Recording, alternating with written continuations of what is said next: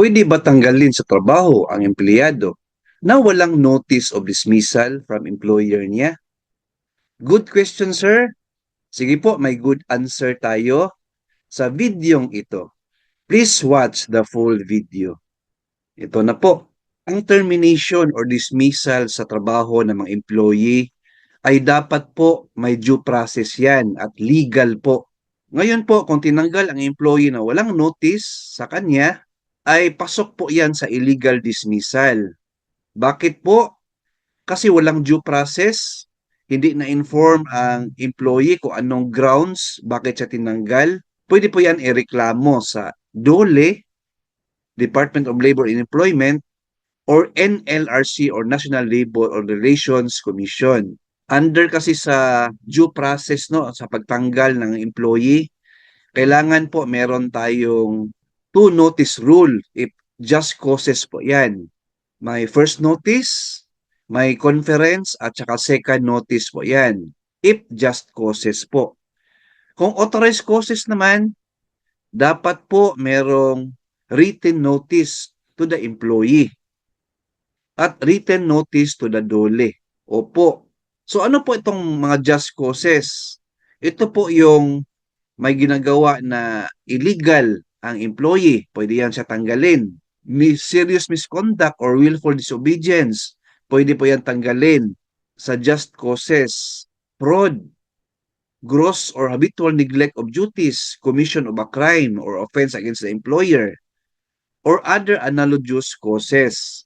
Yan po ang under sa just causes. Pero still, meron pa ring two notice rule. Dapat i-inform ang employee kung hanggang kailan na po ang work niya or stop na po yung trabaho niya kasi ma-dismiss na siya. Two notice rule lang po yan. Sa authorized causes naman, ang mga grounds po dyan is installation of labor-saving devices, redundancy, retrenchment to prevent losses, closure or cessation of business. Ayan po, pwede tayo magtanggal ng mga employees dyan if ganyan na mga situation. Ang tawag dyan is authorized causes. But then, you need to notify ang mga employee concerned kung sino yung matanggal. At mag-notice tayo sa DOLE or Department of Labor and Employment. So, importante yan mga employers, mga HR, huwag kayo magtanggal ng mga employee na walang notice. Hindi po pwede yan. Illegal dismissal po yan, ma'am and sir. So, yung mga employee na natanggal without notice, pwede kayo magpunta sa NLRC, National Labor Relations Commission or DOLE, to file a complaint. Kasi po, walang due process po ang pagtanggal sa inyo. Kahit job order kayo, agency hired employee or contractual employee, lalo na pag regular employee or casual employee, kailangan po meron talagang notice if tanggalin kayo. Two notice rule po yan, right? So remember that.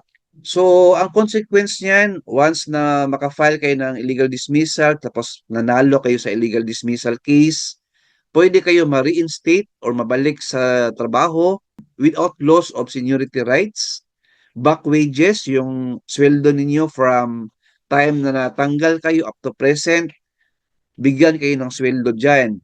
Separation pay in lieu of reinstatement, and damages. Ayan po. So hope na nasagot ko yung question nyo, sir. Keep watching my YouTube channel.